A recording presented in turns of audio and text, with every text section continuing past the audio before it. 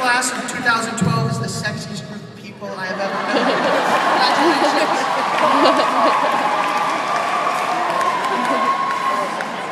But we haven't always been this sexy. We've come a long way since freshman year and have changed and matured into outstanding young men and women. In fact, we used to be a naive and obnoxious freshmen trying to figure out where our classes were and how to avoid getting smacked by dodgeballs in PE. I can remember my first few weeks at Kellum. I had no friends, spent the majority of my time doing homework and playing Xbox. Soon, though, I had met and formed friendships with some of the best people I've ever known. My friends are like my family, and I know that they are one of the biggest reasons I'm up here right now. At Kellum, I truly believe we're all family, with recent events proving this more than ever. As the years at Kellum have progressed, we found ourselves driving for the first time, facing new obstacles, such as beating after-school traffic while ignoring screams of 5 miles an hour. Finally, one day, we were seniors, and our focus turned to getting into college and slacking off as much as possible. Now, we have all reached the goals we set at the start of high school. Thankfully, we were able to work towards these goals with the great people at Kellum High School, which has undoubtedly become a part of us. Although you may forget this speech and many of your high school memories, never forget where you came from and never forget those who helped you, and always thank them. As we sit here anxious to graduate and get on with the next chapters of our lives, I ask you to remember the advice and words of wisdom from your teachers.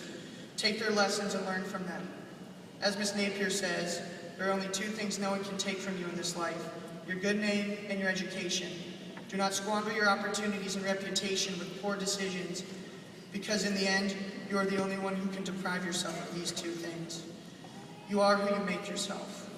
These 2 aspects of your life are yours to build on, yours to advance, and yours to cherish and be proud of. Don't let anyone take that from you. I also ask that you never try to live your life the way others want you to live it.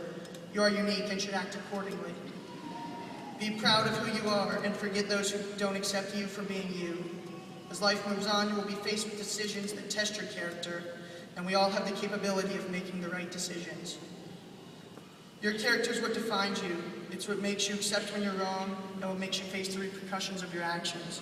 We will all come across a time when everything seems to go wrong, where you've screwed everything up.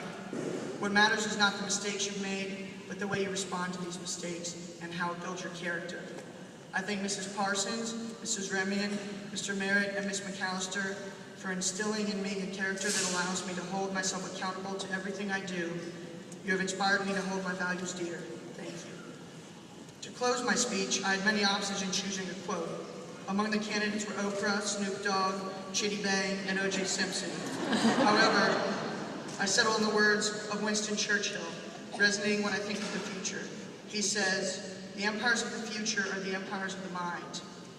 To me, this says nothing is out of reach. Success is attainable if we believe in it and work hard at it. No matter the task, no matter if someone is watching, work your hardest and don't be afraid to pursue your dreams.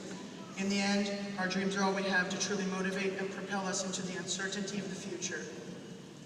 I wish you all luck in the future and know you will do amazing things. As I stand before you today, I ask one last thing of you. Stay sexy, have fun, and be safe this summer. Congratulations, class.